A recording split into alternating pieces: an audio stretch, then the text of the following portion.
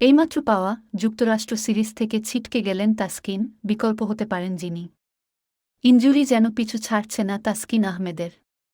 বিশ্বকাপের আগ মুহূর্তে মাংসপেশির চোটে ভুগছেন টাইগার এই পেসার। যে কারণে এই স্পিডস্টারের বিশ্বকাপ খেলা অনিশ্চয়তার মধ্যে পড়ে গেছে। তবে তাসকিনের জন্য শেষ মুহূর্ত পর্যন্ত অপেক্ষা করবে বিসিবি। যে কারণে বাংলাদেশের বিশ্বকাপ স্কোয়াড ঘোষণাও পিছিয়ে গেছে। বিশ্বকাপের আগে স্বাগতিক দেশ যুক্তরাষ্ট্রের বিপক্ষে ৩ ম্যাচের টি-20 সিরিজ খেলার কথা রয়েছে বাংলাদেশের। তাসকিন শেষ পর্যন্ত বিশ্বকাপ স্কোয়াডে থাকলেও আমেরিকার বিপক্ষে প্রস্তুতিমূলক এই সিরিজে খেলছেন না। থাকবেন বিশ্রামে।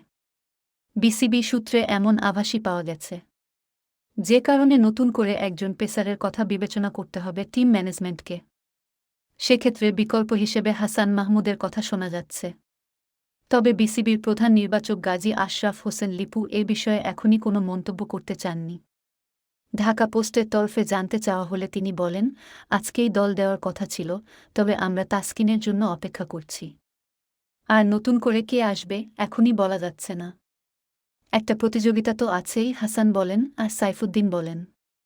আগামীকাল মঙ্গলবার পর্যন্ত অপেক্ষা করতে হবে। আগামী ১-৫ মে যুক্তরাষ্ট্রের উদ্দেশ্যে দেশ ছাড়ার কথা রয়েছে নাজমুল হোসেন শান্তদের।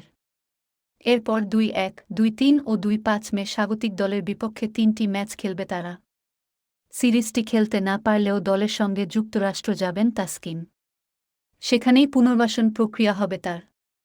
উল্লেখ্য, আইসিসিতে পাঠানো বিশ্বকাপের ১-৫ সদস্যের দলে পরিবর্তন আনার শেষ সময় ২-৫ মে। দলের সঙ্গে থেকে ততদিনে তাসকিন ফিট হতে পারলে বিশ্বকাপ দলে থাকবেন। নয়তো দল রেখে ফিরতে হবে দেশে।